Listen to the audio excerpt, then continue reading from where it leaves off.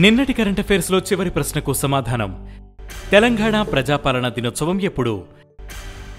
ప్రతి సంవత్సరం సెప్టెంబర్ 17న ప్రజాపాలనా దినోత్సవంగా నిర్వహించాలని తెలంగాణ రాష్ట్ర ప్రభుత్వం నిర్ణయించింది.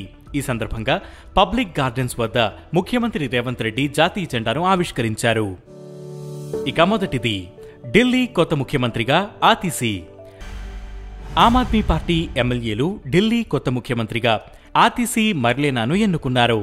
సెప్టెంబర్ 17న జరిగిన శాసనసభాపక్ష సమావేశంలో మాజీ ముఖ్యమంత్రి, ఆప్ కన్వీనర్ అరవింద్ కేజ్రీవాల్ ఆమె పేరును ప్రతిపాదించారు. ఆ ప్రతిపాదనకు ఆప్ ఎమ్మెల్యేలంతా ఏకగ్రీవంగా ఆమోదం తెలిపారు. ఆతిశీ ప్రస్తుతం విద్యాశాఖతో పాటు పలు మంత్రిత్వ శాఖలు చూసుకుంటున్నారు. ఇక రెండవది, సెప్టెంబర్ 17 నుంచి ఎన్పీఎస్ వాత్సల్య. కేంద్ర ఆర్థిక మంత్రి నిర్మలా సీతారామన్ సెప్టెంబర్ 18న బడ్జెట్లో ప్రకటించిన ఎన్పీఎస్ వాత్సల్య పథకాన్ని ప్రారంభించనున్నారు. Pension fund regulatory and development authority కేంద్ర ఆర్థిక శాఖ సహాయ మంత్రి పంకజ్ చౌదరి, ఆర్థిక శాఖ అధికారులు ఈ కార్యక్రమంలో పాల్గొంటారు. 18 ఏళ్లలోపు బాలికల పేరుతో తల్లిదండ్రులు ఎన్పీఎస్ వాత్సల్య ఖాతా తీసుకోవచ్చు. పిల్లలు మేజర్లయ్యాక ఈ ఖాతా సాధారణ ఎన్పీఎస్ ఖాతాగా మారుతుంది. దేశంలోని ప్రజలందరికీ సామాజిక భద్రత కల్పించాలనే లక్ష్యంతో 2004లో తీసుకొచ్చిన ఎన్పీఎస్ పన్ను ప్రయోజనాలతో పాటు దీర్ఘకాలిక పెట్టుబడి పథకంగా బాగా ప్రాచుర్యం పొందింది. ఇక మూడవది, భారత మండపంలో 8వ ఇండియా వాటర్ వీక్. సెప్టెంబర్ 17న న్యూఢిల్లీలోని భారత మండపంలో రాష్ట్రపతి ద్రౌపది ముర్ము 8వ ఇండియా వాటర్ వీక్ ను ప్రారంభించనున్నారు. 4 రోజుల పాటు జరిగే ఈ అంతర్జాతీయ కార్యక్రమాన్ని జలశక్తి మంత్రిత్వ శాఖ నిర్వహిస్తోంది. ఈ ఏడాది partnership and cooperation for inclusive water development and management అనే థీమ్తో దీనిని నిర్వహిస్తున్నారు.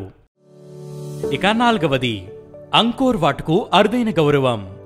కంబోడియాలోని అంకోర్ వాట్ ఆలయం ఆసియాలో అత్యంత ఫోటోజెనిక్ యునెస్కో వారసత్వ ప్రదేశంగా గుర్తింపు పొందింది.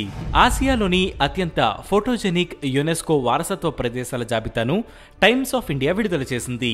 ఈ జాబితాలో Taj Mahal, Hampi, Great Wall of China, వియత్నాంలోని హలాంగ్ బే, జార్డన్లోని పెట్రా మొదలైన కట్టడాలు ఉన్నాయి. ఇక ఐదవది, ఐసీసీ అంపైర్గా తొలి పాకిస్తానీ మహిళ. పాకిస్తాన్కు చెందిన మాజీ మహిళా క్రికెటర్ సలీమా ఇంతియాజ్ ఐసీసీ అంపైర్ల ప్యానెల్కు నామినేట్ అయ్యారు. ఈ ఘనత సాధించిన తొలి పాకిస్తాన్ మహిళా క్రికెటర్గా సలీమా రికార్డు నెలకొల్పారు. సలీమా 2008లో పాకిస్తాన్ క్రికెట్ బోర్డు అంపైర్స్ ప్యానెల్లో చేరారు. ఆమె కూతురు కైనత్ కూడా క్రికెటర్గా 2010 నుంచి ఇప్పటి వరకు 40 మ్యాచ్లు ఆడారు.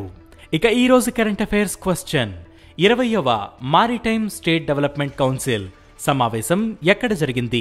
ఈ ప్రశ్నకు సమాధానం మీరే కామెంట్ చేయండి.